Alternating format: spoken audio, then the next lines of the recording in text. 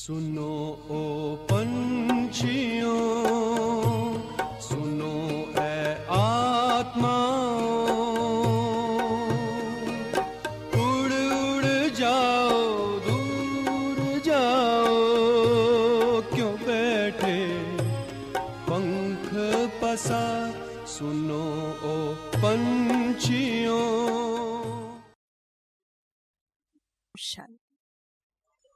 ओम शांति।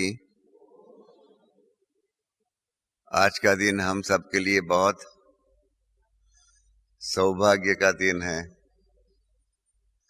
क्योंकि इस सभा के अंदर कई ऐसे बहन भाई बैठे हुए होंगे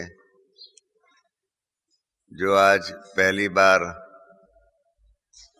परमपिता परमात्मा का दिव्य अवतरण, साकार रूप में दिव्य अवतरण को अपनी आंखों से देख सकेंगे। हमें पूछूं, आप में से ऐसे कौन कौन है जो आज पहली बार बाबा को मिलने के लिए, साकार रूप में दिव्य अवतरण देखने के लिए आए हुए हैं? जरा हाथ तो खड़ा करें। काफी है। मैं समझता हूँ 50% ऐसे बहन भाई हैं जिनके लिए उनके जीवन में आज का दिन जो है वो बहुत बड़ा भारी सौभाग्य का दिन है। परमात्मा का ये दिव्य कर्तव्य जो है, हम सब जानते हैं, संगम युग में ही होता है। परमात्मा क्या है, ये सारी बातें भक्ति मार्ग में भी हम जानते थे, आप सब जानते थे। परंतु परमात्मा GOD कहते हैं ना, स्थापना, पालना और विनाश। GOD, generator, operator and destructor. हाँ, जो उनका नाम है, उसी जो उनके कर्तव्य है, उसी के आधार पर उनका नाम है। उनके कर्तव्यों के आधार पर ये नाम हुआ है GOD।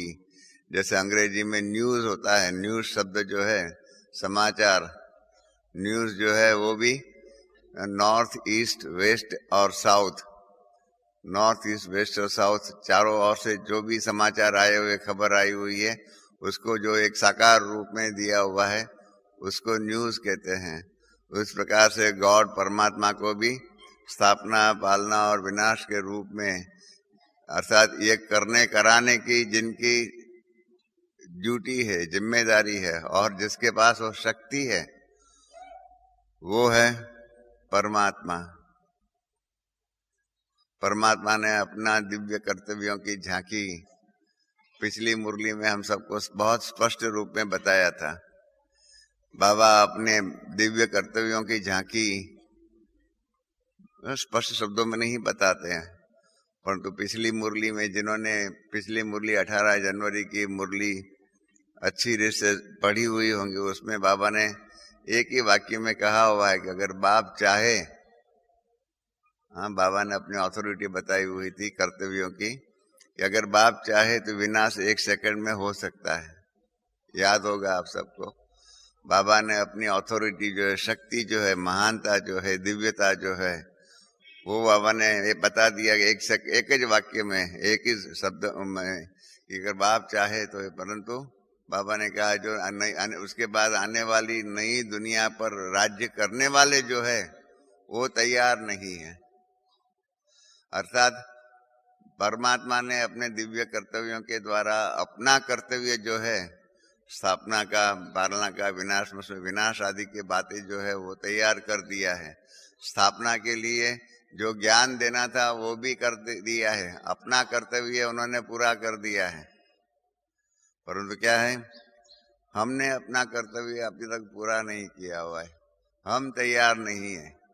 हम अगर तैयार हो, बाबा ने यही कहा कि आज मैं पर्दा उठा लूं तो क्या हो जाएगा? आप सब अपनी गद्दी पर बैठे हुए नहीं होंगे, कोई तैयार होंगे, कोई मेकअप करता होगा, कोई क्या करता होगा, और उसके कारण क्या हो जाएगा?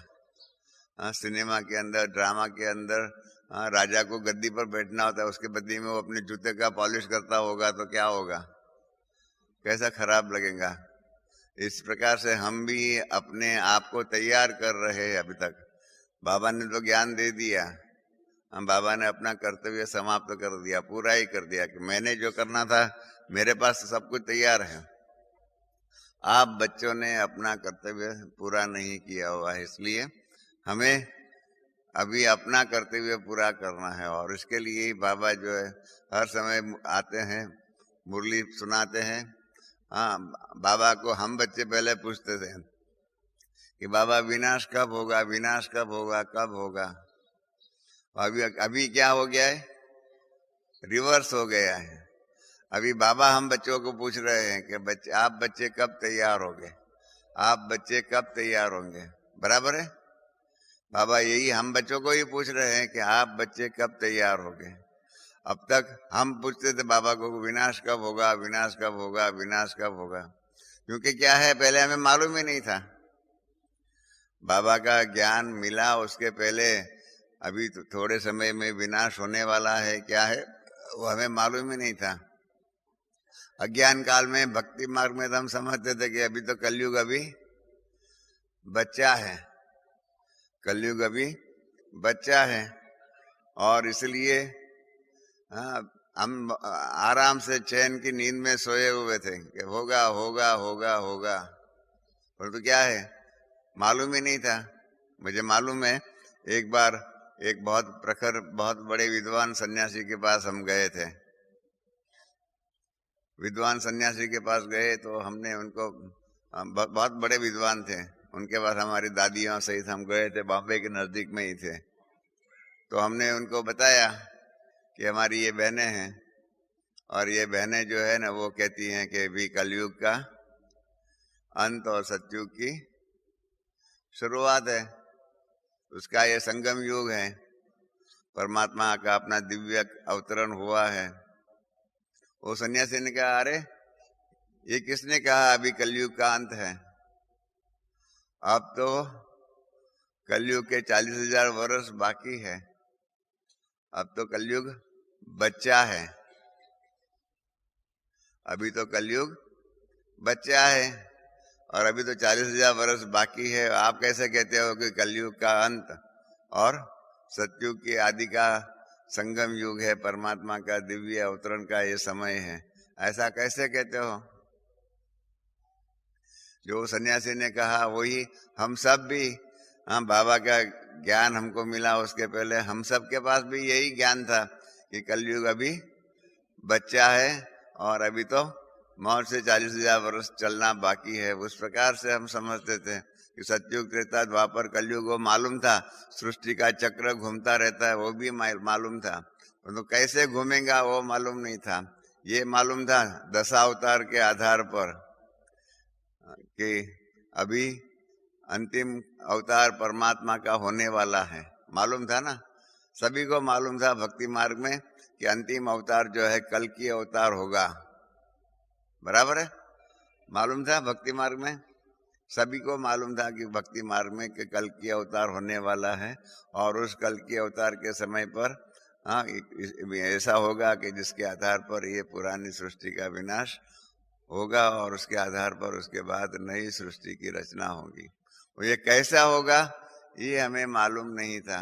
वो सन्यासी को भी हमने यही कहा कि अभी तो आप मानते हो कलयुग अब बच्चा है, तो मैंने कहा कि आपकी बात सही है, जब वो शास्त्र लिखे गए तब कलयुग बच्चा था, और तो अभी कलयुग बच्चा कैसे हो सकता है। फिर मैंने एक उनको मिसाल दिया,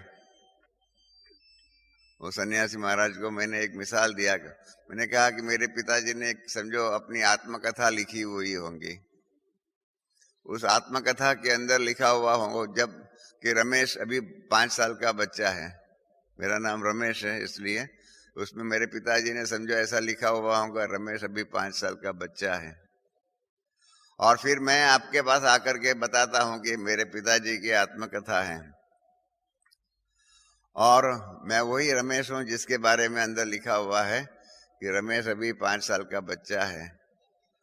तो आप मुझे मानेंगे कि मैं वही रमेश हूं, या आप कहेंगे 5 साल का रमेश बच्चा जो है वही मेरे सामने आए तब मैं उसको मानूंगा।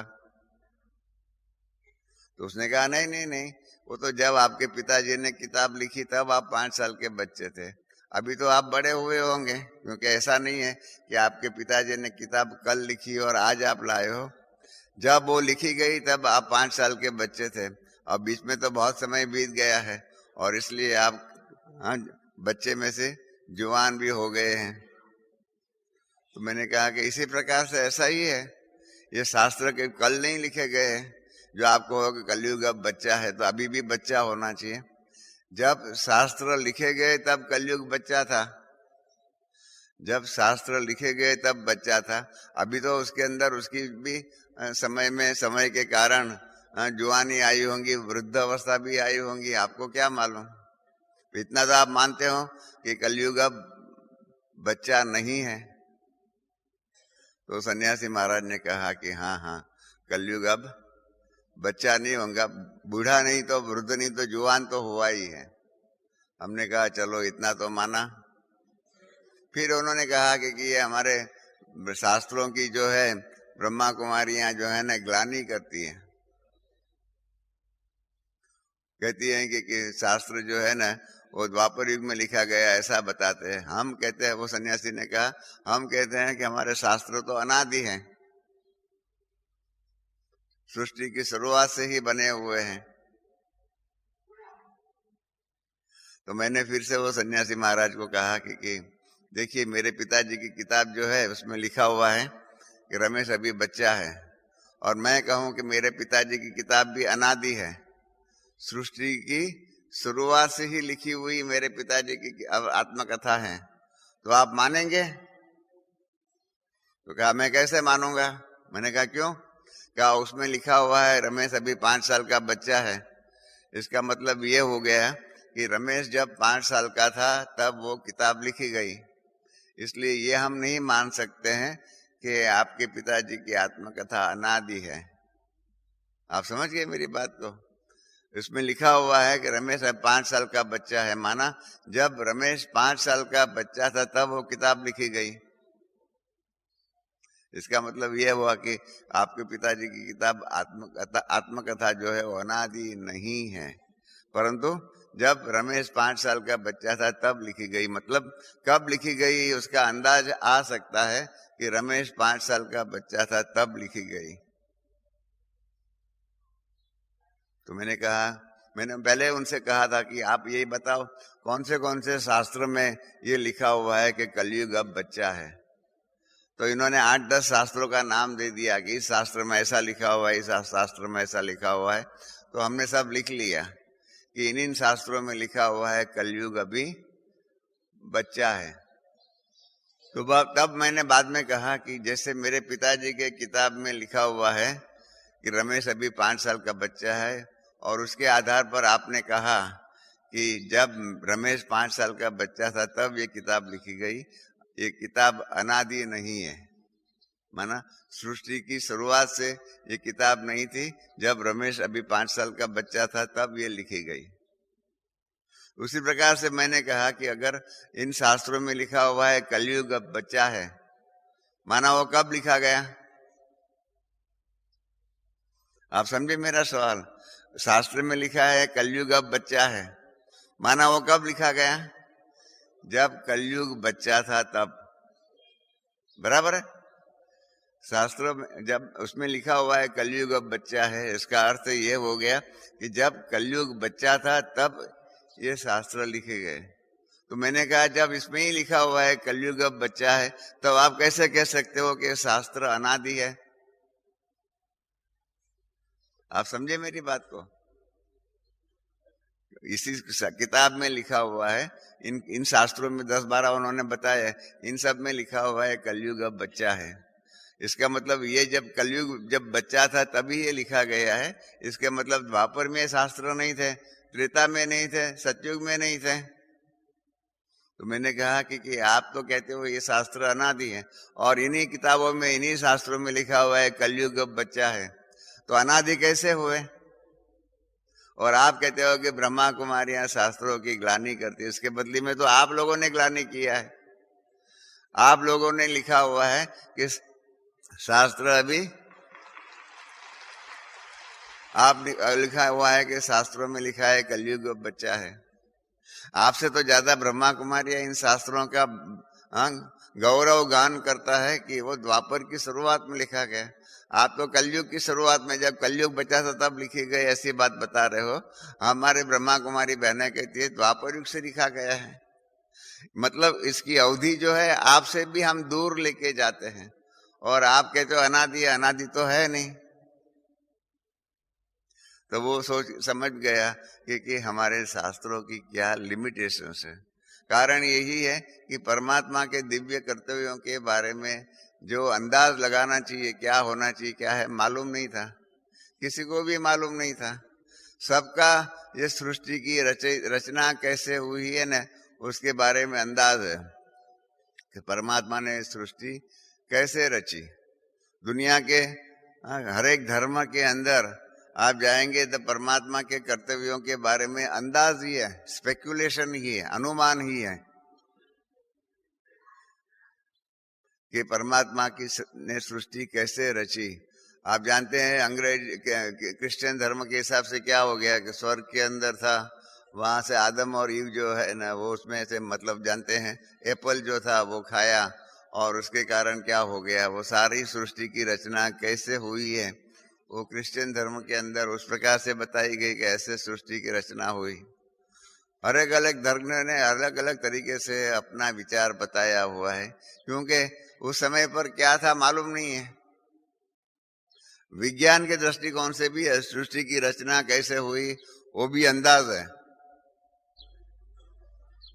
क्योंकि किसी को परमात्मा का कर्तव्यों का सही ज्ञान नहीं है।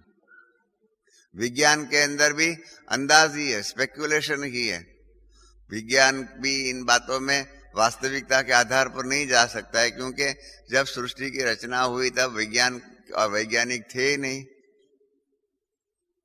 विज्ञान के आधार पर, विज्ञान के अंदर सृष्टि की रचना के बारे में 3 सिद्धांत है। एक सिद्धांत के आधार पर ऐसा है कि 600 करोड़ वर्ष पहले सृष्टि की रचना हुई। दूसरे विज्ञान की थियरी है, उसके आधार पर यह है कि सृष्टि की रचना 500 करोड़ वर्ष के पहले हुई। अब दोनों गलत कैसे, दोनों सच्चे कैसे हो सकते? एक के हिसाब से 600 करोड़ वर्ष, दूसरे के हिसाब से 500 करोड़, बीच में 100 करोड़, मामूली फर्क नहीं है, 100 करोड़।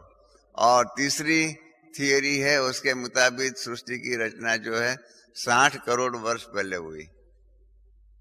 अब सबका ही अंदाज है, सबका स्पेकुलेशन है, 600 करोड़, 500 करोड़ और 60 करोड़। कहाँ 60 करोड़ और कहाँ 600 करोड़, बीच में 540 करोड़ का फर्क है। 540 करोड़ वर्ष का फर्क है, ऐसे मतलब है। और फिर भी वैज्ञानिक लोग कहते हैं कि हमारी सिद्धांत जो है, हमारा जो है वो वैज्ञानिक है, हमारा सिद्धांत जो है हम जो मानते हैं वो ही सत्य है। किसी को ही मालूम नहीं है, क्योंकि कारण यही है कि सब रचना है। रचना को रचयिता ने कैसे रचना की वो मालूम नहीं होता है। हर माँ बाप को मालूम होता है कि अपने बच्चों का जन्म कैसे हुआ, क्या हुआ, क्योंकि माँ बाप ने बच्चों का जन्म लिया, माँ बाप उसके रचयिता है। तो बच्चे को मालूम नहीं होता है कि मेरा जन्म कब हुआ, क्या हुआ, कहाँ हुआ। माँ बाप जब बताते तब बच्चे को मालूम पड़ता है। इसी प्रकार से जितने भी शास्त्र हैं, जितनी भी थियरी है, वो रचना ने रचयिता के बारे में अंदाज लगाया हुआ है। जितना भी आप इसके बारे में हम विचार करें, एक एक धर्म की, एक एक फिलोसॉफी के, इसे के बारे में बताए कैसे करें। हिंदू धर्म में भी देखो कितने विचार है परमात्मा के रचना के बारे में। अद्वैत सिद्धांत अपना है, एक ही परमात्मा है, उसने ही सारी दुनिया रची है। शंकराचार्य ने शंकर भाष्य लिखा हुआ है, उसके ऊपर रचनानुवत परमात्मा ने रचना की। क्यों रचना की? उसको प्रश्न नहीं पूछ सकते कि उसको इच्छा हो, लीलावत्तु कैवल्यम, लीला करने के लिए परमात्मा ने रचना की। परमात्मा को इच्छा हुई कि मैं सृष्टि पर जाकर के लीला करूं, और इसलिए रचना किया। एक विचार ये है, परमात्मा के कर्तव्य के बारे में। लीलावत्तु कैवल्यम, लीला करने के लिए परमात्मा ने रचना की। उपनिषद के अंदर अलग विचार है, तैत्तिरीय उपनिषद है, उसके अंदर परमात्मा के कर्तव्यों के बारे में अलग विचार है। जो अभी आपने गीत सुना, सुनो ये पंछियां उड़े उड़े जाओ, मतलब जो है आत्माएं उड़े जाओ, बहुत सुंदर गीत है, हमको बहुत पसंद है। हमने थोड़े दिन पहले फिर से ये सुना, 10-12 वर्ष पहले हम लोगों ने ये गीत बनाया था जो आप सुन रहे हो। तो ये गीत जो है उसमें है पंछी को उड़ने के लिए परमात्मा जो है आया है और साथ में उड़ा करके ले जाने के लिए आया हुआ है। ये गीत तैत्तिरीय उपनिषद के आधार पर बना हुआ है। तैत्तिरीय उपनिषद जो है उसके अंदर यही है, द्वा सुपर्णा सविजा सखाया है, इस प्रकार से वो तैत्तिरीय उपनिषद है कि एक ही वृक्ष की डाल जो होती है, ब्रांच ऑफ द ट्री जो होती है, उसके ऊपर 2 पंखी बैठे हुए थे। 2 पंखी में एक है जीव और दूसरा है शिव। देखिए परमात्मा के कर्तव्यों के लिए एक रूपक के रूप में शास्त्रों में लिखा हुआ है कि परमात्मा और आत्मा 2 पंखी थे। 2 पंखी एक डाल पर बैठे हुए थे, उसमें से जो जीव नाम का पंखी जो था वो वहां से उस डाली से उड़ करके इस पृथ्वी पर आया और यहाँ पर रहने लगा। रहते रहते क्या हो गया, यहाँ का ही हो गया, यहाँ का ही हो गया, अपने को यहाँ का ही समझने लगा, अपना ओरिजिनल घर जो है वो भूल गया और परिणाम रूप क्या हो गया, यहाँ ही रहते रहते हो गया। इसके कारण क्या है, शिव जो है, शिव का रूपी जो पंखी जो है, फिर वहां से नीचू आ करके जो जीव रूपी पंखी है उसको कहते हैं चलो भाई वापस घर को उड़ पे जाना है, ये तुम्हारा घर नहीं है, तुम्हारा असली घर तो वो है जहां से तुम इस सृष्टि पर आए हुए हैं, तो वो है परमात्मा का घर, वहां जाना है। तो देखिए एक थियरी जो है अद्वैत की, परमात्मा ने लीलावत्तु कैवल्यम के लिए परमात्मा के कर्तव्य को लीला के रूप में बताया। दूसरी थियरी है उसके आधार पर क्या बताया, 2 पंखी है, एक पंखी नीचू आया उसको वापस ले जाने के लिए, दूसरा पंखी शिव जो आता है वो वापस उसको ले जाता है। तो इस प्रकार से परमात्मा के कर्तव्य को बताया। सांख्य शास्त्र है, देखिए एक ही शास्त्र, अलग अलग शास्त्रों में, सांख्य शास्त्र में बताया है कि 3 अलग अलग है। अद्वैत के अंदर एक ही परमात्मा जो है उसमें, उसके द्वारा सब कुछ रचना हुई और आखिर जो है ना सारी सृष्टि की रचना जो है वो फिर उसमें ही लीन हो जाएंगे, अद्वैत ही रहेगा। सांख्य शास्त्र में है 3 अलग अलग है, प्रकृति, आत्मा और परमात्मा, तीनों ही अलग अलग है, सदा ही अलग रहते हैं, कभी मिक्स नहीं होते। और आत्मा भी अगर संपूर्ण बनता है तो परमात्मा के बाजू में जाकर के बैठेगा और तो लीन नहीं होगा। और जब जरूरत पड़ेगी तब परमात्मा जो है ये आत्माओं को ऐसे जो साथ में बैठे हुए राइट हैंड बन करके बैठे उसको यहाँ पर भेजेंगे, जाओ तुम अपना काम करके आओ। थोड़ा ये सृष्टि में हम बातें बहुत बढ़ गई है, विकारों की पापाचार बढ़ गया है, जाओ ठीक करके आओ। इस प्रकार से परमात्मा पैगंबरों के रूप में यहाँ भेजते हैं, धर्म स्थापक के रूप में भेजते हैं। इस प्रकार से तीनों ही सांख्य शास्त्र के हिसाब से परमात्मा अलग, प्रकृति अलग और हम आत्माएं अलग, सदा काल के लिए रहते हैं। ये ऐसी उनकी मान्यता है। अलग अलग धर्मों की अलग अलग इस प्रकार से मान्यताएं इतनी अलग अलग है, इतनी अलग अलग है कि बात नहीं पूछो कि इसके कारण क्या है। जितने धर्म स्थापक हो गए, जितने धर्म हो गए और उसमें से जितने संप्रदाय हो गए, इन सभी संप्रदायों ने परमात्मा के कर्तव्यों के बारे में अपने अपने विचार बताए। सब यही बात तो कहते हैं परमात्मा है, तो एक परमात्मा कौन है उसके बारे में साथ में बैठ करके कभी कोई विचार नहीं करता है। और सभी यही कहते हैं कि परमात्मा के ऐसे ही कर्तव्य हो गए, ऐसे ही सब अपने अनुमान के आधार पर कारोबार करते हैं। बंगाल के अंदर चैतन्य महाप्रभु हो गए, नाम सुना होगा, चैतन्य महाप्रभु बहुत प्रसिद्ध सन्यासी महात्मा हो गए 400 साल पहले। एक ही गुरु के फॉलोअर्स है चैतन्य महाप्रभु के, वहां पर दो संप्रदाय बन गए एक ही गुरु के। एक संप्रदाय कहता है कि गुरु जी ने जो कर्तव्य किए, गुरु जी ने कहा कि मूर्ति पूजा होनी चाहिए। एक ही गुरु के मानने वाले कहते हैं कि गुरु ने कहा है मूर्ति पूजा होनी चाहिए। और वो ही चैतन्य महाप्रभु को मानने वाले दूसरा संप्रदाय है, वो कहता है कि गुरु जी ने कहा है मूर्ति पूजा नहीं होने वाली।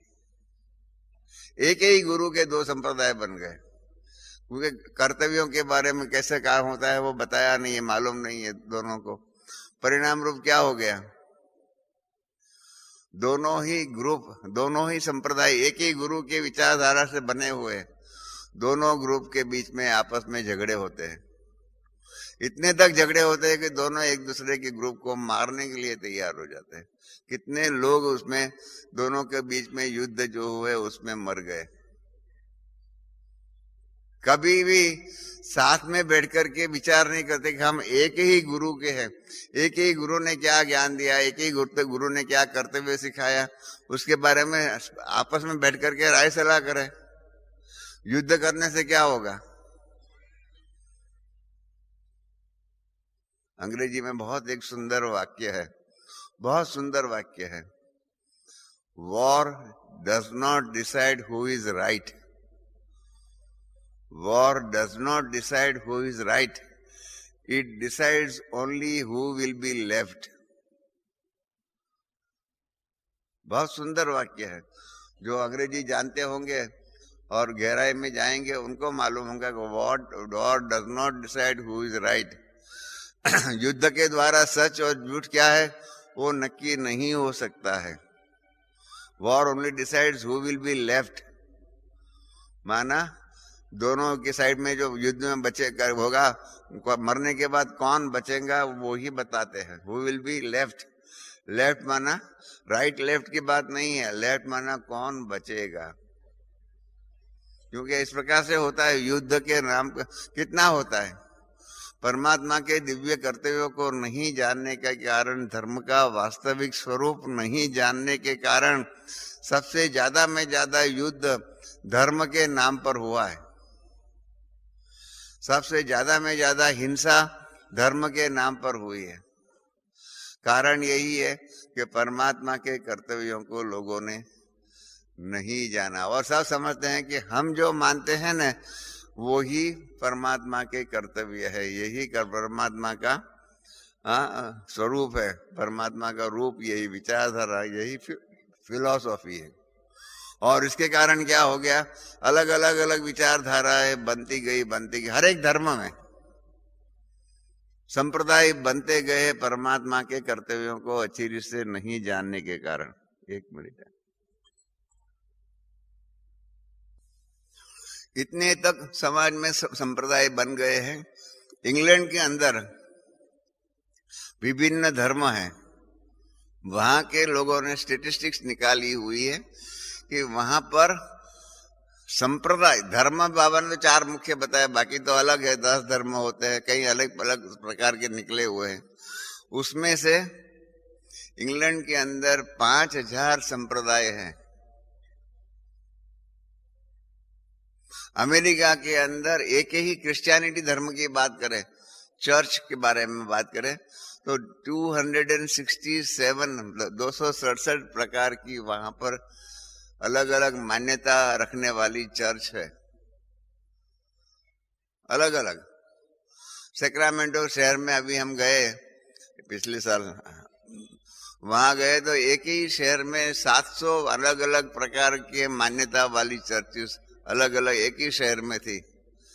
700, उसमें से एक संप्रदाय का जो है एक भाई जो है हेड, अभी 8 तारीख को भारत में यहाँ आएंगे बाबा को मिलने के लिए। 8 से 16 तारीख तक यहाँ रहने वाला है।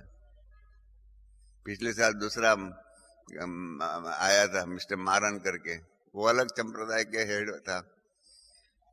और इस प्रकार से देखा जाए तो अलग अलग विचारधाराएं हैं, और ये संप्रदाय मूल के साथ भी नहीं मानने लिए तैयार है। आपको जानकर के ताज्जुब होगा आप बुरा मत लगाना मेरी बात सुन करके, परंतु कई संप्रदाय ऐसे हैं जो जिसमें से वो निकले हुए उस बात को मानने लिए तैयार नहीं है।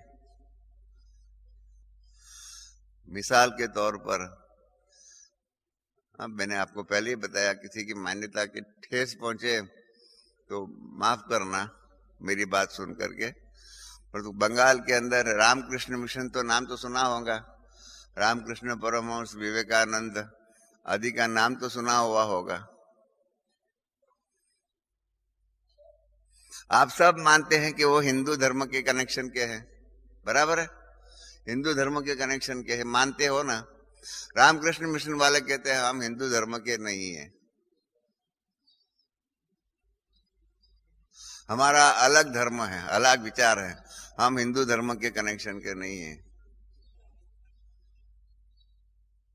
इतने तक कि कलकत्ते हाईकोर्ट के सामने गए वो लोग, कलकत्ते हाईकोर्ट ने कहा कि नहीं आप हिंदू हैं, उन्होंने कहा नहीं हम हिंदू नहीं हैं। उसके विरुद्ध में वो सुप्रीम कोर्ट में गए कि हमको डिक्लेयर किया जाए कि हम हिंदू नहीं हैं। अभी कोर्ट में जाकर के कहना पड़ता है उनको कि आप डिक्लेयर करो कि हम हिंदू नहीं हैं। सुप्रीम कोर्ट ने भी कह दिया कि नहीं आप हिंदू संप्रदाय के, हिंदू धर्म के ही है। संप्रदाय भले अलग होगा परंतु धर्म आपका हिंदू है।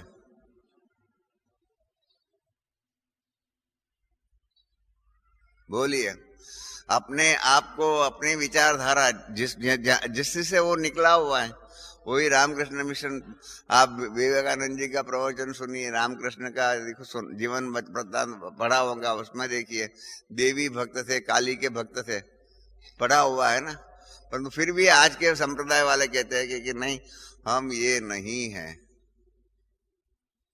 क्योंकि परमात्मा के कर्तव्य को जानते नहीं अच्छी रीत से, इसलिए अपने आप को हिंदू धर्म कहते नहीं, कहते हम अलग है हिंदू धर्म से। इतने तक हरे राम हरे कृष्ण सुना हुआ है ना, हरे राम हरे कृष्ण, क्या है उसका नाम है, इस्कॉन।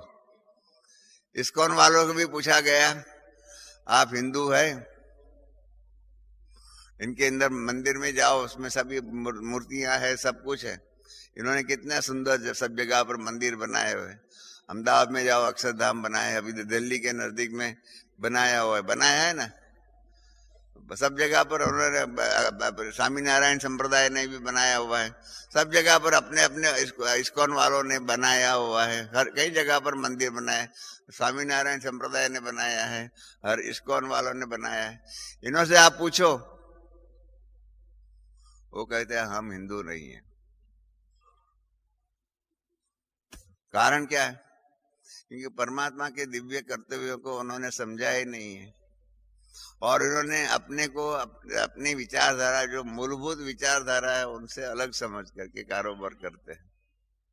परमात्मा ने क्या किया, श्री बाबा ने आकर के क्या किया, जो वास्तविकता जो है ना, इस वास्तविकता का परिचय हमें कराया।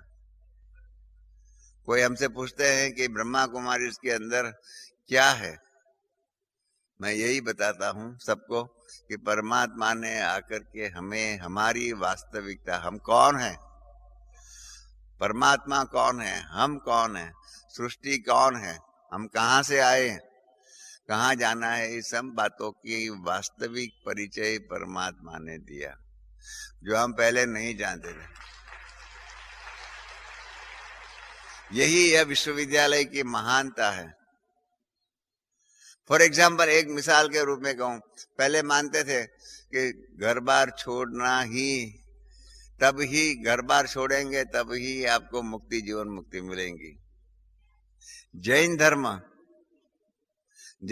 के अंदर परमात्मा के कर्तव्यों के बारे में एक मान्यता है कि आपको मुक्ति, जीवन मुक्ति चाहिए तो आपको घर बार छोड़ना ही पड़ेगा। अगर घर बार में रहे, संन्यास नहीं किया, घर में रहे, आपको मुक्ति, जीवन मुक्ति कभी भी नहीं मिल सकेगी। मेरा एक क्लाइंट है, मित्र है, वो 70 वर्ष का था, तब उसने घर बार छोड़ने का नक्की किया, संन्यास धारण करने का प्रयत्न किया। मेरे को आकर के उसने निमंत्रण पत्र दिया, मैं फलाने दिन पर सन्यासी बनने वाला हूं, आप आना मुझे आशीर्वाद देने के लिए। मैंने कहा क्यों भाई, आप इस उम्र में 70 वर्ष की उम्र में क्यों सन्यासी बनना चाहते हो? कहा हमारे धर्म में लिखा हुआ है कि अगर मुझे मुक्ति, जीवन मुक्ति चाहिए तो मुझे घर बार छोड़ना ही चाहिए।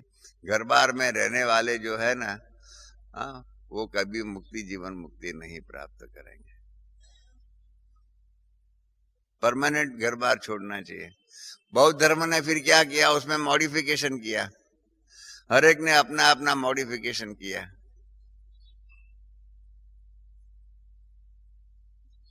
बौद्ध धर्म ने कहा आप थोड़े समय के लिए भी संन्यास धारण कर सकते हैं, 15 दिन के लिए कर सकते हैं, 1 मास के लिए कर सकते हैं, 2 साल के लिए, 5 साल के लिए कर सकते हैं।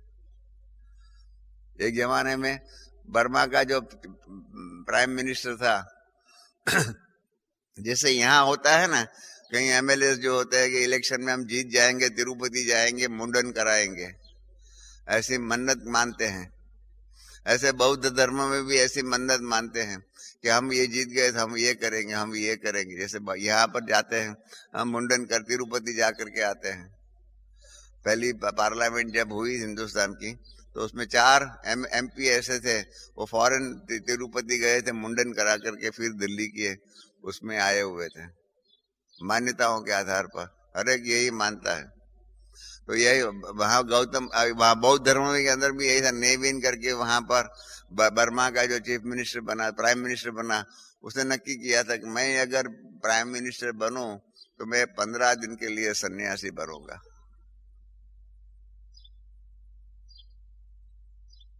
बाबा ने आकर के क्या किया, वास्तविकता बताई। परमात्मा के कर्तव्यों के आधार पर हमको जीवन की वास्तविकता मालूम पड़ती है कि घर बार छोड़ने की जरूरत नहीं है।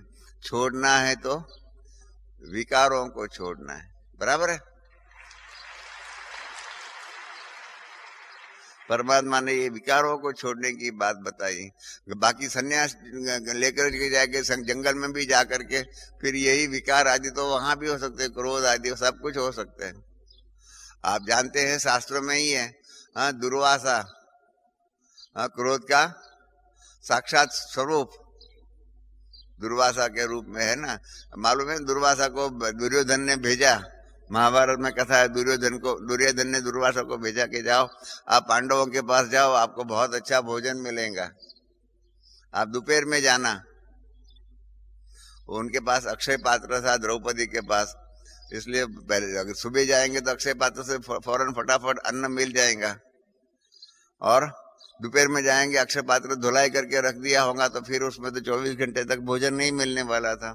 तो उसकी परीक्षा करने के लिए, और दुर्वासा तो क्रोध का अवतार था, इसलिए उनको भेजा कि दोपहर में जाओ।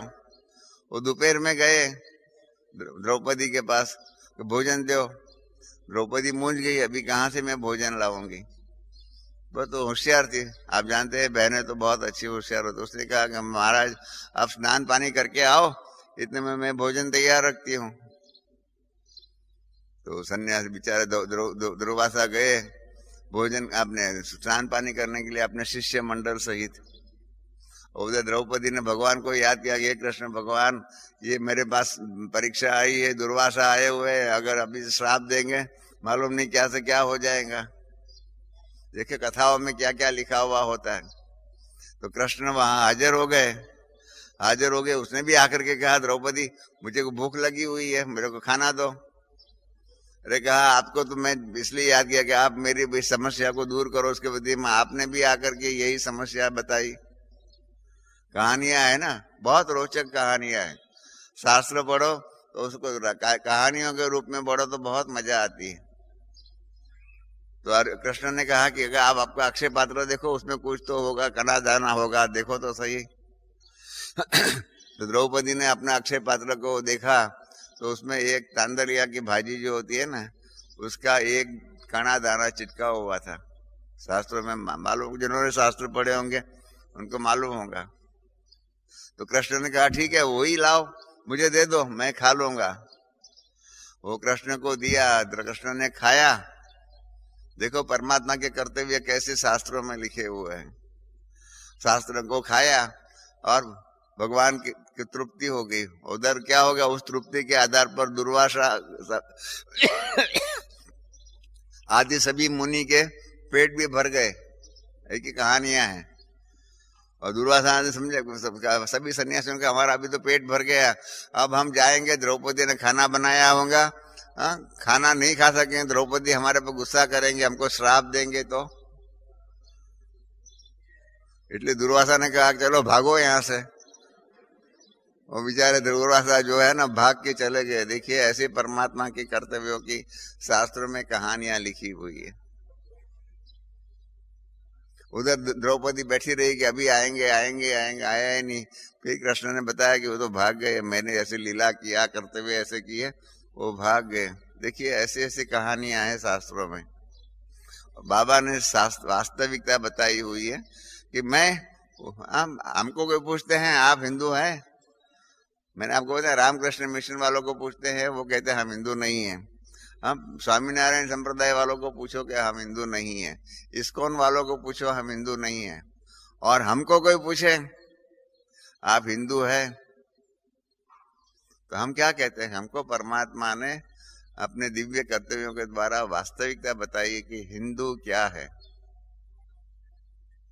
हिंदू शब्द की उत्पत्ति अनेक प्रकार की है। यहाँ हिंदू मतलब हिमालय जो है, इसके हिमालय के इस साइड में, और साउथ में हिंदू सरोवर था उसका हिंदू करके, तो ही और हिंदू के बीच में जो रहने वाले जो है वो हिंदू ऐसा है। या तो सिंधु नदी के इस पार रहने वाले जो है हिंदू। ऐसे ऐसे अनेक प्रकार की मान्यताएं शब्दों के आधार पर है। भारत, हम भारत के शब्द जो है, हम भारत कहते हैं, हिंदुस्तान को भारत कहते हैं। उसके बारे में भी, रचना के बारे में भी ऐसे ही मान्यता है कि भरत राजा जो हो गया दुष्यंत और शकुंतला का पुत्र भरत, और भरत राजा के आधार पर इस देश का नाम भारत हुआ। हमने गालामृत में लिखा हुआ है कि माँ के आधार पर बेटे का नाम होता है, या बेटे के नाम पर माँ का नाम होता है? किसके नाम पर होता है? माँ या बाप के आधार पर होता है ना। वासुदेव, कृष्ण का नाम वासुदेव का, वसुदेव का पुत्र इसलिए वासुदेव। अर्जुन को कौन्तेय कहते हैं क्योंकि कुंती पुत्र था, इसलिए कौन्तेय कहते हैं। माँ के नाम पर या बाप के नाम पर वसुदेव का पुत्र इसलिए वासुदेव। इसलिए माँ बाप के नाम पर बच्चे का नाम होता है, बच्चे के नाम पर माँ बाप का नहीं होता है। परंतु इतिहासकारों ने और धर्म के लेखकों ने क्या कर दिया, बच्चे के नाम पर माँ का नाम बना दिया कि भरत राजा के आधार पर भारत हुआ। हमने कहा कि ये गलत बात है। परमात्मा ने अभी हमको बताया हुआ है भारत शब्द का अर्थ। मैंने हजारों पुस्तकों पढ़े हुए, इसमें परमात्मा ने जो भारत शब्द का अर्थ बताया है हमें, ऐसा किसी ने भी नहीं बताया है कि जिसको परमात्मा ने भर्तु माना संपूर्ण, जिस परमात्मा के जिन दिव्य कर्तव्यों के आधार पर जो भर्तु हुआ, संपूर्ण हुआ, वो है भारत। आप समझे? भर्तु संपूर्ण बनाया। भारत देश में परमात्मा ने दिव्य अवतरण धारण कर करके भारत को संपूर्ण बनाया। माना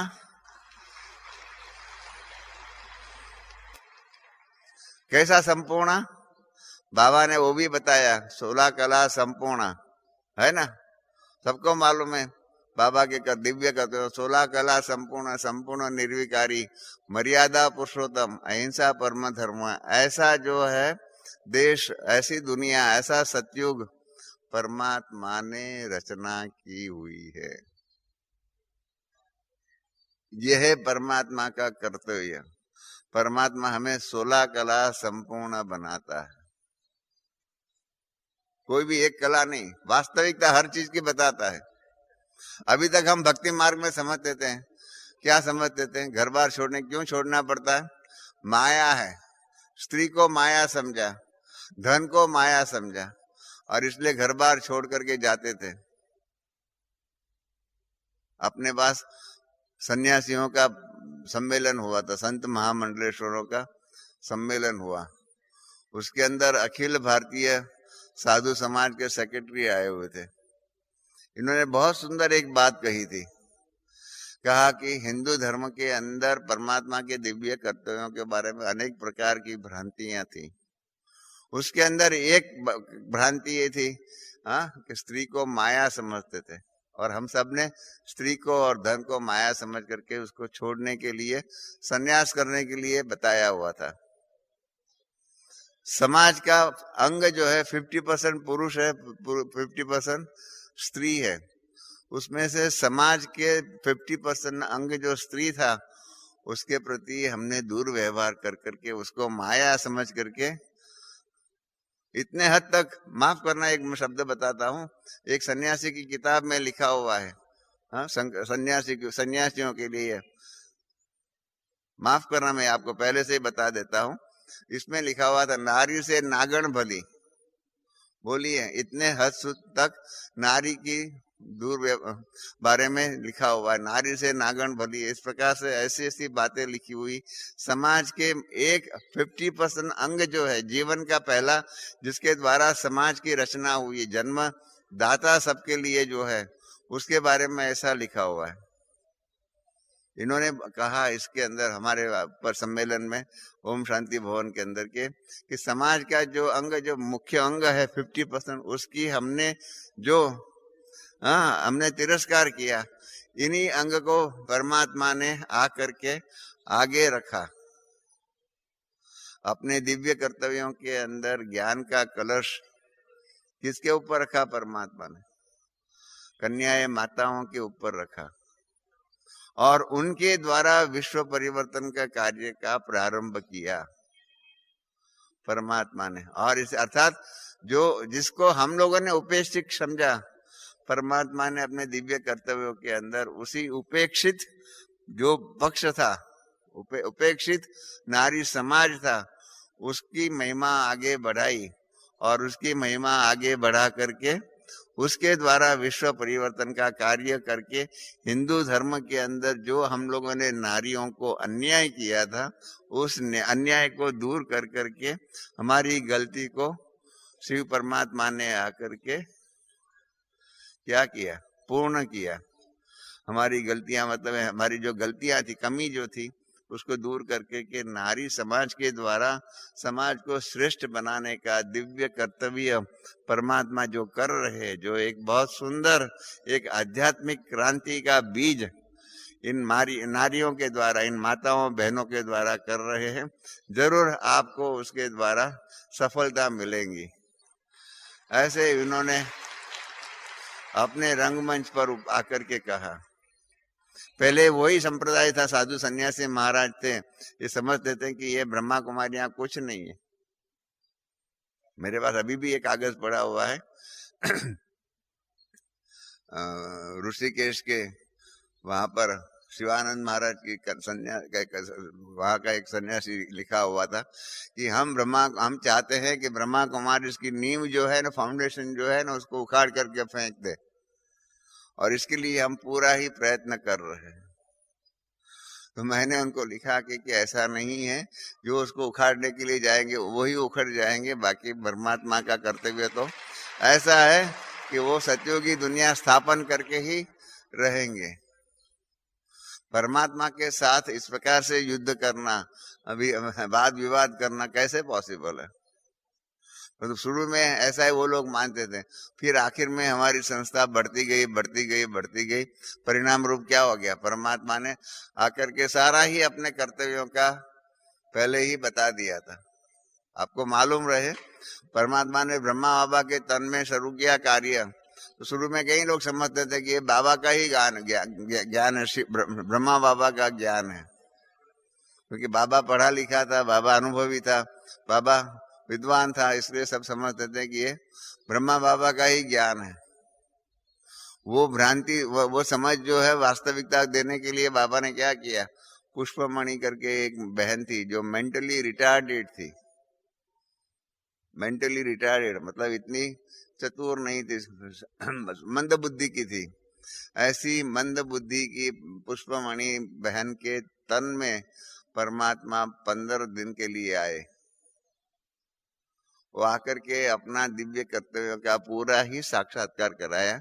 मैं इसलिए आया हुआ हूं, मैं ब्रह्मा तन से अलग हूं। ब्रह्मा अलग है, ब्रह्मा मेरी रचना है, मैं रचयिता हूं। मैं क्यों आया हुआ हूँ, सारा ही जो है 15 दिन की उस जमाने की जो मुरलियां जो है, कहानियां जो है, बाबा ने 15 दिन पुष्पमणि बहन के तन में जो ज्ञान दिया वो लिखत में उस टाइम पर था। और उसी के आधार पर मालूम पड़ा परमात्मा के दिव्य कर्तव्य क्या है।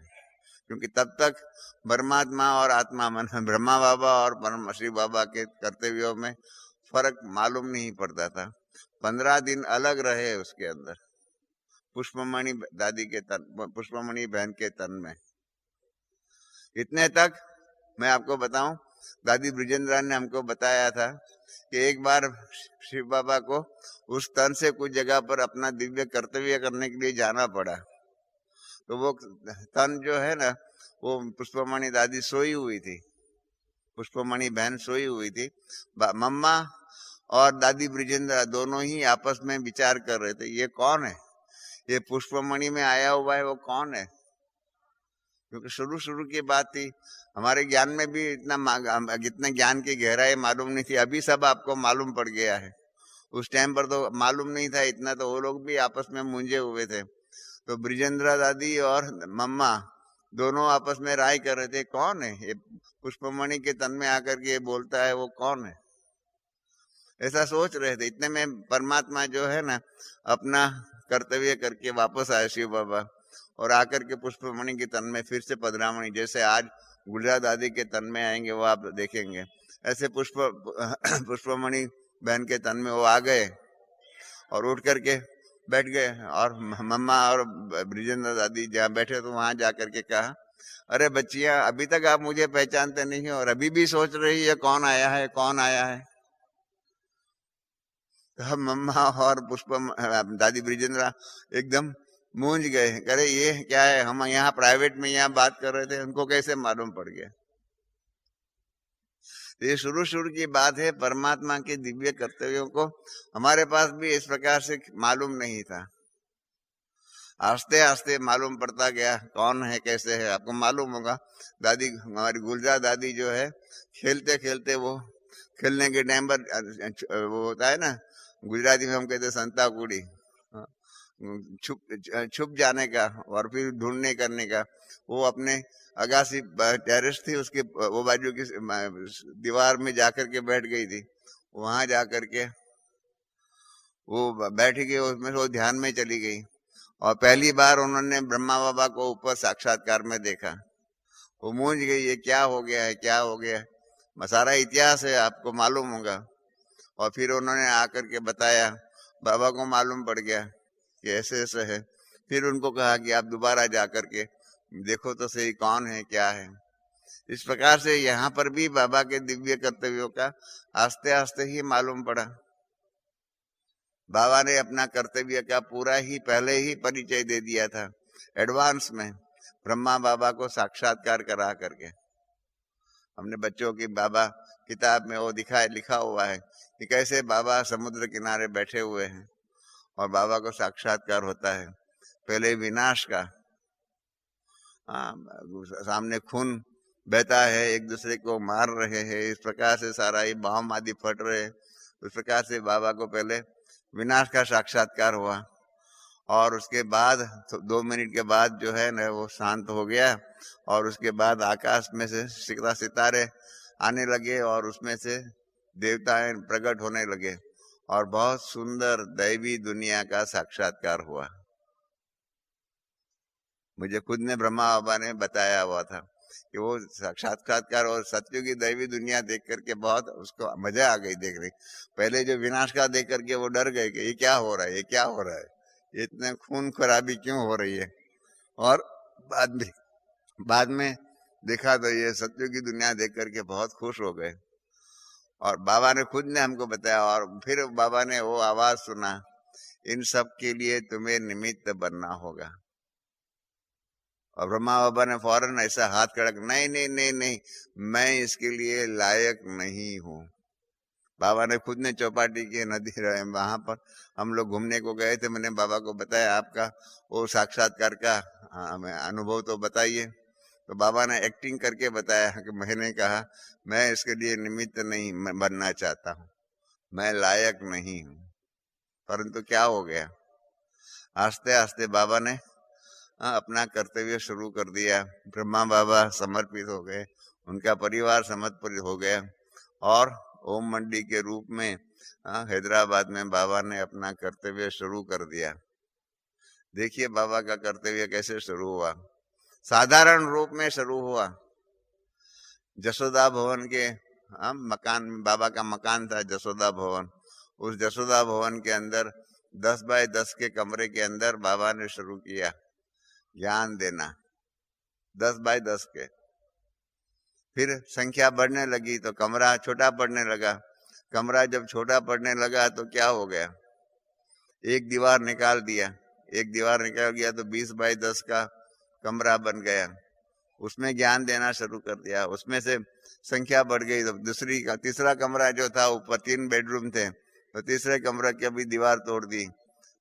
तो क्या हो गया, 30 बाय 10 का कमरा बन गया। उसमें ज्ञान देना शुरू किया, वो भी कम पड़ने लगा। तो फिर बाबा ने जसोदा भवन के आंगन में कंपाउंड जो था उसमें ज्ञान देना शुरू किया। आप सबने दादी प्रकाश मणि का अनुभव सुना हुआ होगा कि वो बाबा वो जसोदा भवन के आंगन में मुरली चला रहे हैं और वहां पर दादी प्रकाश मणि पहली बार आई हुई है और उन्होंने देखा बाबा को और अंदर आकर के बैठ गई और वो ध्यान में चली गई।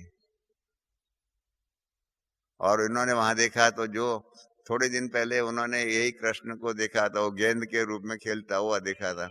जब बाबा के सामने देखा तो वही कृष्ण उनके सामने आया। वो खेलता खेलता जा रहा था। वो खेलते खेलते ब्रह्मा बाबा की तरफ गया और ब्रह्मा बाबा में विलीन हो गया। तब उनको ख्याल आया कि जिसको हमने देखा था वही यहाँ सामने है। ये अनुभव है। ऐसे बाबा ने अपना दिव्य कर्तव्य शुरू किया और कर्तव्य करते करते बढ़ता गया, बढ़ता गया, बढ़ता गया। कितने तक आगे बढ़ता गया वो तो आप जानते हैं। हम सब उसके साक्षी है कि परमात्मा का दिव्य कर्तव्य कैसे हुआ। आज ये प्रश्न नहीं उठ सकता है कि विनाश होगा या नहीं। आज तो प्रश्न ये है कि विनाश के लिए सब तैयारियां हो चुकी है, हम तैयार है या नहीं, ये हो चुका है। और देखिए परमात्मा के दिव्य कर्तव्य कैसे है कि हमें वो संपूर्ण बनाते हैं, सर्व कला संपूर्ण नई दुनिया के मालिक बनाते हैं, दैवी कुल के मालिक, दैवी कुल के सभ्य। पहला नंबर का जो है रॉयल कुल के, रॉयल परिवार के, इसके हमको सभ्य बनाते हैं।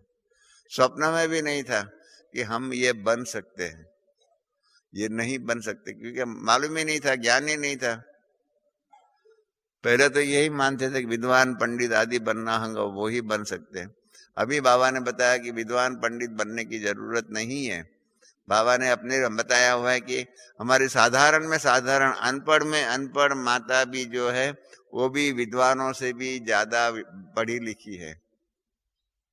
देखिए वास्तविकता बाबा ने बताई हुई है कि वो है क्योंकि इन विद्वानों को भी परमात्मा को पहचानने की शक्ति नहीं है। ये हकीकत है। इन विद्वानों को भी परमात्मा को पहचानने की शक्ति नहीं है। और ये बाबा ने कहा कि यहाँ की अनपढ़ में अनपढ़ माता ने भी, बाबा मिसाल के रूप में बता रहे हैं, उसने भी परमात्मा को पहचान लिया और ये कहती है कि मैं परमात्मा की बच्ची हूँ।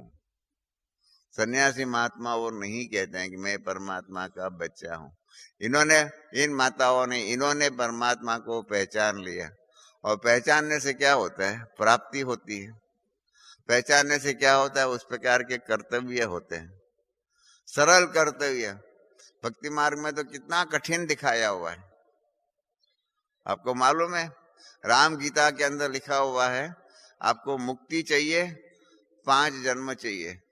5 जन्मों के पुरुषार्थ के बाद आपको मुक्ति मिल सकती है और 7 जन्मों के पुरुषार्थ के बाद आपको जीवन मुक्ति मिल सकती है। इतना कठिन पुरुषार्थ उसमें दिखाया हुआ है, 5 जन्म 7 जन्म।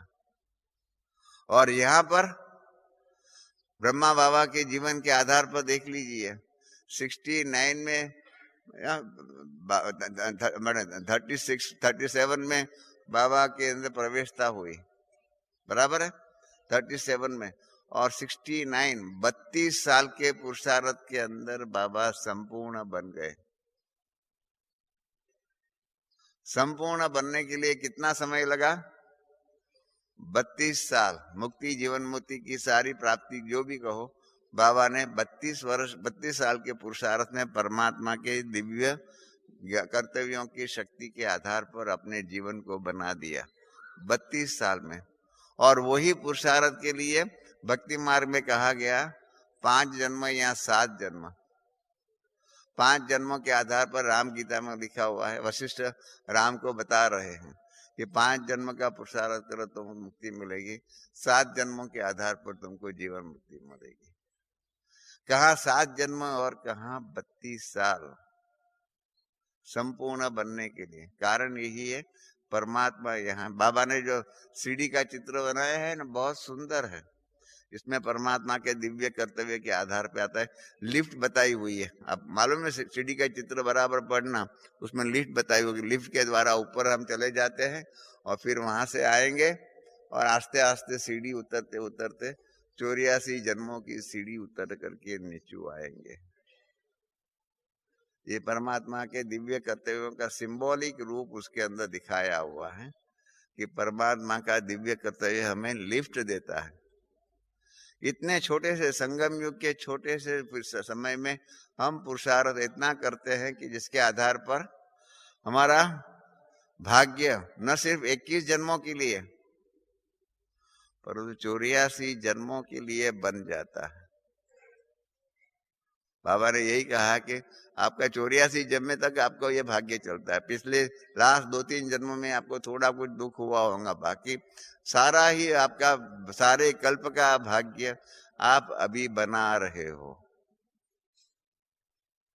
इतना सुंदर दिव्य कर्तव्य है परमात्मा का हमारा इतना सुंदर कर्तव्य करके हमारा इतना सुंदर भाग्य बना रहा है, भाग्य विधाता। इसलिए बाबा ने कहा हुआ है कि आप बच्चे महान हो, आपने भाग्य विधाता को ही अपना बना दिया है। बाबा जैसी फिलॉसफी और कर्तव्य दुनिया में और किधर भी नहीं है। जहाँ कोई भी अपने बाबा को मानते हैं, कोई गुलाम है। मैं किसी ने गाया हुआ है भक्ति, मैं गुलाम हूँ तेरा गुलाम हूँ। परमात्मा की किसी ने गुलाम माना, किसी ने क्या माना, क्या क्या मान लिया है। यहाँ पर हम कोई ऐसा नहीं मानते हैं। हम तो यही मानते हैं हम परमात्मा के बच्चे हैं। कोई मानता है यहाँ कि मैं परमात्मा का गुलाम हूँ? कोई मानता है? हम सब मानते हैं हम परमात्मा के बच्चे हैं। मानते हैं बराबर, बच्चे हैं बच्चियां जो भी है हम यही मानते हैं ना। देखिए कितनी फिलॉसफी हमारे में चेंज हो गई। मैं भक्ति मार्ग में कहा था मैं निर्गुण में कोई गुण नहीं। हाँ, अपने को निर्गुण मानते, कोई हमारा में कोई गुण नहीं है ऐसा मानते हैं। मैं साहब मैं तेरा गुलाम, मैं गुलाम। इस प्रकार की ऐसी गुलाम की मान्यताओं में रहने वाले, ऐसी मानसिक हमारी अधपतन को जो भी कहो, ऐसी स्थिति में रहने वाले आज हम कहते हैं हम कौन?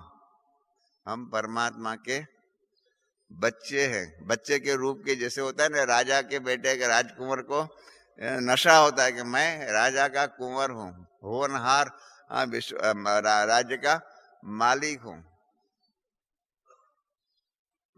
इस प्रकार से हम बच्चे भी कहते हैं आने वाले भविष्य के हम मालिक हैं। बाबा परमात्मा हमको उसके इतने स्टेज के ऊपर लेके जा रहे हैं। तो हमारे में एक आत्म अभिमान, स्वाभिमान का एक बहुत सुंदर गुण, शक्ति जो भी कहो हमारे में परमात्मा भर रहे। ये शक्ति, ये प्राप्ति हमको दुनिया में किधर उधर कहाँ भी नहीं होती है। ऐसी प्राप्ति के लिए हम लायक बनते हैं। हाँ, इसलिए बाबा ने कहा हुआ है कि कोटों में कोई और कोई में भी कोई, ये आप बच्चे हो। देखिए हमारा भाग्य का हाँ कितना सुंदर बाबा कहते हैं। बाबा भी हम भक्ति मार्ग में हमने परमात्मा के गुण गाए और यहाँ पर परमात्मा हमारे गीत गाते हैं। बोलिए ऐसा सुंदर भाग्य और किसी का होगा? बाबा कहते मेरे बच्चों का गीत गाता हूँ, मैं बच्चे वहाँ बच्चे वहाँ बच्चे वहाँ बच्चे गाते हैं ना, परमात्मा कहते हैं ना, मैं आप बच्चों का गुणों का गीत गाता हूँ। भक्ति मार्ग में हमने उनके गुणों का गुण गाया, यही फर्क है। भक्ति मार्ग में हमने उनका गीत गाया और ज्ञान मार्ग में परमात्मा हमारा गुण गाता है। ऐसा हमको गुणवान बनाता है, ऐसा हमको संपत्तिवान, ऐसा हमको हमारा दिव्य जीवन श्रेष्ठ जीवन बनाता है। ऐसे 5 तत्वों को भी संपूर्ण बना करके सतयुगी दुनिया की स्थापना करते हैं। दुनिया में किसी के पास विश्व परिवर्तन की शक्ति नहीं है, परमात्मा में ही है विश्व परिवर्तन कराने की शक्ति है। और ये कराने की शक्ति का अंदाज हमको पूरा ही पूरा पिछली मुरली में बाबा ने बहुत स्पष्ट शब्दों में कहते कि बाप के पास ये शक्ति है, आज चाहे तो 1 सेकंड में करा सकता है। त्रिकालदर्शी बाप जो है ना, अपना परिचय बहुत कम बार, अपनी अथॉरिटी बहुत कम बार दिखाते हैं। ये बाबा ने हमको अथॉरिटी दिखाई हुई है। परमात्मा का वास्तविक साक्षात्कार का कहो जो भी कहो, हमको परमात्मा के द्वारा ही होता है।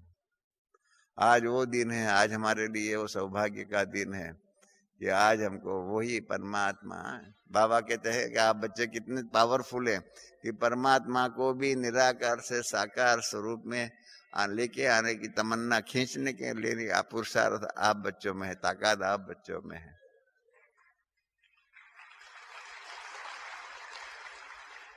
इतनी सुंदर महिमा जो है ना हमारे पास कर रहे हैं। भक्ति मार्ग में मैं आपको बताऊं, एक सन्यासी महाराज कैलाश की यात्रा पर लेके गए और कैलाश पर्वत दूर से दिखा करके कहा, देखिए कैलाश भगवान को आप देख लीजिए, बस वही भगवान है, उसको आप पांव पर पड़ लीजिए। ऐसा साक्षात्कार कराते हैं भाई, कैलाश पर्वत को देखो और कैलाश भगवान को समझ लो, इस प्रकार के ऐसे साक्षात्कार कराते हैं।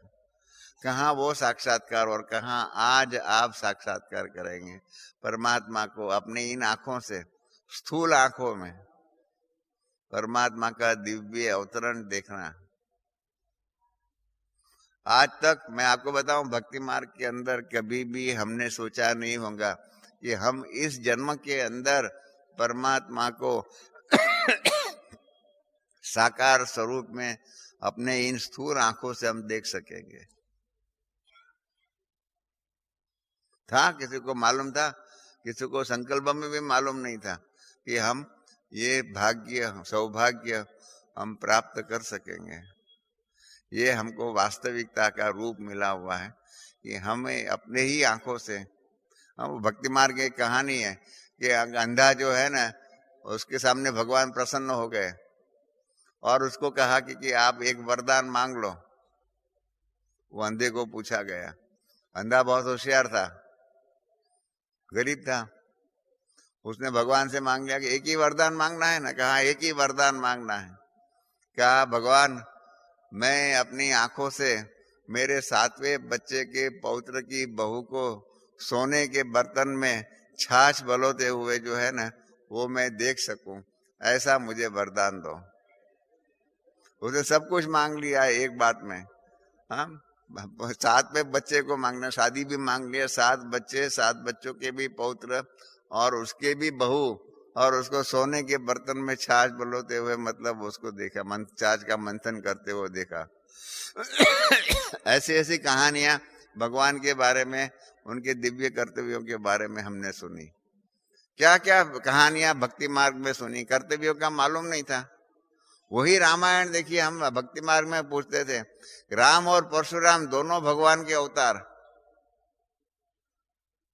जब राम जो है जानकी के साथ शादी विवाह करके आ रहे हैं, परशुराम सामने गए हैं कि अरे कौन है तुमको भगवान, तुम अपने आप को भगवान कहता है, मैं कैसे मानूं। भक्ति मार्ग में भक्ति कहानी है। परशुराम सामने आ गए कि मैं तुमको भगवान मानने के लिए तैयार हूं, तुम कैसे होगा। दो परमात्मा के 2 अवतार एक दूसरे के सामने मिलते हैं, परंतु एक दूसरे को पहचान नहीं सकते। बोलिए, ऐसी हमने परमात्मा के कर्तव्यों की बात कही है।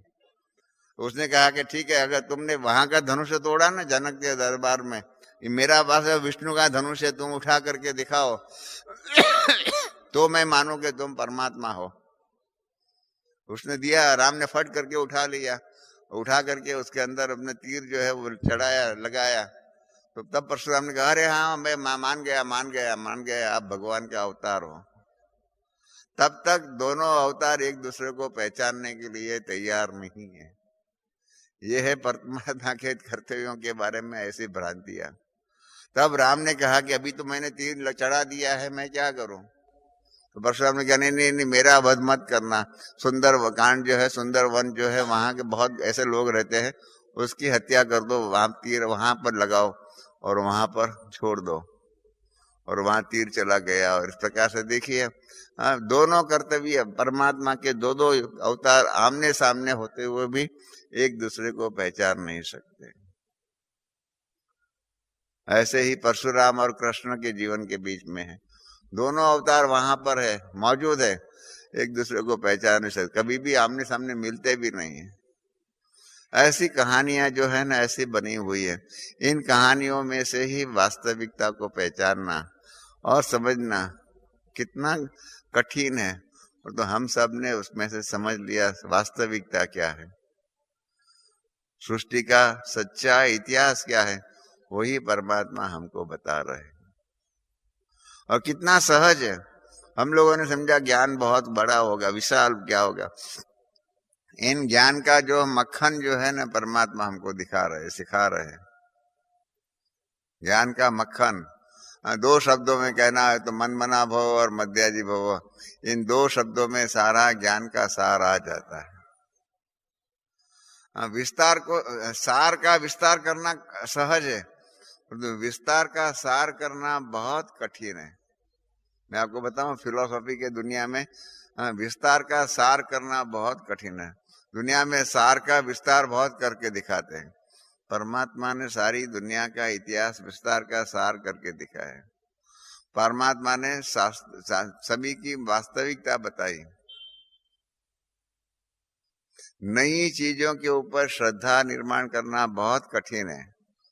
14वीं सदी में क्रिश्चियनिटी के अंदर मार्टिन लूथर आदि हो गए, इन्होंने रोमन कैथोलिक धर्म के बारे में जो भी उस टाइम की प्रचलित मान्यता थी उसमें से दूर करके प्रोटेस्टेंट संप्रदाय की स्थापना की। नए संप्रदाय के ऊपर वो लोग श्रद्धा नहीं बिठा सके, इसलिए क्या हो गया, श्रद्धा शून्य समाज हो गया। परमात्मा ने क्या किया, अपने दिव्य कर्तव्यों के आधार पर कि वास्तविकता क्या है, सृष्टि के इतिहास की, परमात्मा के बारे में, जीवन के बारे में, आदि सब बातों के बारे में वास्तविकता बता करके श्रद्धा शून्य समाज नहीं रचा। परमात्मा के दिव्य कर्तव्य यही है जिसके आधार पर हमें पवित्र रहने की बाबा ने शक्ति दिया। भक्ति मार्ग में तो गाते थे कि आग और कपूस जो है इकट्ठा नहीं रह सकते हैं, इसलिए घर बार छोड़ने की बात आती थी। बाबा ने वो सही करके दिखाई कि आप साथ में रह सकते, घर गृहस्थ में रह सकते हैं, पवित्र जीवन व्यतीत कर सकते। ऐसी श्रद्धा, ऐसा विश्वास हमारे में निर्माण किया। परिणाम रूप क्या हो गया, हम ऐसा पवित्र जीवन व्यतीत कर सकते हैं। ऐसे हमारे पास बहनें हैं, भाई हैं, जिन्होंने ऐसा जीवन समर्पित किया। हम लोग पिछले वर्ष तिरुपति में गए हुए थे। तिरुपति आप जानते हैं, साउथ में मंदिर है। वहाँ के चीफ एग्जीक्यूटिव ऑफिसर के सामने गए। इन्होंने कहा कि हमारे यहाँ 18,000 काम करने वाले हैं, सब नौकर है, सब नौकर है, सब यही चाहते हैं पगार कितना मिलेगा। हाँ, उन्होंने उनके सामने 3 बातें हैं, उन्होंने बताई, हमारे सामने 3 बातें हैं। एक, पगार कितना मिलेगा मास के आखिर में। दूसरा, वर्ष के आखिर में इंक्रीमेंट कितना मिलेगा। नौकरी में आप जानते हैं इंक्रीमेंट मिलता है, हाँ, पगार में कितना बढ़ोतरी होगी। और तीसरा, बोनस कितना मिलेगा। यही लक्ष्य है हमारा और इसके आधार पर हम यहाँ काम करते हैं। हमने उनको कहा कि हमारे पास जो है 10,000 भाई बहन है, कोई परमात्मा, कोई नौकर नहीं है, कोई पगार की इच्छा नहीं रखते हैं, किसी को बोनस की इच्छा नहीं है। और किसी को इंक्रीमेंट की भी इच्छा नहीं है। हम यहाँ बाप के बच्चे, परमात्मा के बच्चे हैं। कितना सुंदर स्वाभिमान हमारे में नक्की किया है, निर्माण किया है। तो इन्होंने कहा कि हमारे यहाँ तो ऐसे सेवाधारी समर्पित एक भी नहीं है। हमने कहा यही परमात्मा का दिव्य कर्तव्य है कि ऐसे स्वाभिमानी संपूर्ण समर्पित जीवन निर्माण करने वाले की रचना करते हैं, जो दुनिया में कोई नहीं कर सकता है। वहां तो पगारदार नौकर निर्माण करते हैं, नौकर बनाते हैं। मीरा ने भी भजन गाया है, प्रभु जी मुझे चाकर राखो जी, चाकर रेसु गोविंद गीत गासु। आए भक्ति मार्ग मारो में गीत, भक्ति मार्ग में हम सब ने गाया था, प्रभु जी मुझे चाकर रेसु चाकर। और मीरा ये मथुरा बेन खरे का महात्मा गांधी की प्रार्थना सभा में गाया हुआ गीत है, प्रभु जी मुझे चाकर राखो, चाकर रेसु गोविंद गीत गोविंद का गासो। इस प्रकार से भगवान के चाकर बनने वाले वहां क्या चाकर और कहाँ यहाँ पर भगवान के बच्चे बनने वाले। कितना सुंदर बाबा का ये दिव्य कर्तव्य है कि हमको इतना श्रेष्ठ बनाते हैं बाबा। हाँ, इसलिए कई बार मैं सोचता हूँ ना कि बाबा की गुण कर्तव्यों की महिमा करो तो कितना सुंदर महिमा है। श्रद्धा शून्य समाज नहीं है, श्रद्धा पूर्ण समाज। और वास्तविकता के आधार पर क्या क्या सृष्टि की रचना कैसे कैसे हुई, सृष्टि का सच्चा इतिहास क्या है, सच्ची ज्योग्राफी क्या है। बाबा की जो तीन लोक की जो चित्र है ना, उसमें बाबा परमात्मा ने दुनिया का वास्तविक भूगोल, ये पृथ्वी, बीच में सूक्ष्म वतन ब्रह्मापुरी, विष्णुपुरी, शंकरपुरी और उसके ऊपर मूल वतन, ये दिखाया हुआ है। ये सच्ची ज्योग्राफी है विश्व की, वो दिखाया हुआ है। कितना सुंदर, एक छोटे से चित्र के अंदर सृष्टि का सारा इतिहास बता दिया। जगदीश भाई ने जब कल्प उसका चित्र देखा तब कहा ये परमात्मा ही बता सकते हैं कि सभी धर्मों का समन्वय कर करके एक वृक्ष की सभी डाल डालियां है, इस प्रकार से दिखाने करने का, और ऐसा चित्र एक परमात्मा ही बता सकते हैं, बना सकते हैं। सभी धर्मों का समन्वय करके एक धर्म की स्थापना करना, ये कोई मासी का घर नहीं है। मैंने आपको कहा ना, सार का विस्तार हो सकता है, विस्तार का सार कि सभी धर्म एक वृक्ष के डाल है, वो दिखाना बहुत कठिन है। ये परमात्मा ने करके दिखाया हमको। इसीलिए लास्ट में अंतिम में यही कहूंगा, भक्ति मार्ग में जो है ना, कि सारी पृथ्वी जो है उसको कागज बना दो, सभी वृक्ष जो है उसको कलम बना दो, और समुद्र जो है उसको स्याही बना दो, और फिर परमात्मा के गुणों की महिमा लिखो तो भी वो कम पड़ेंगे। ये वास्तविकता यहाँ की है कि इन परमात्मा के दिव्य कर्तव्यों की जितनी महिमा करे इतनी कम है।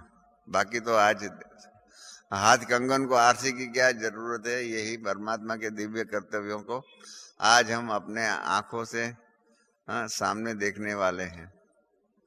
ओम शांति।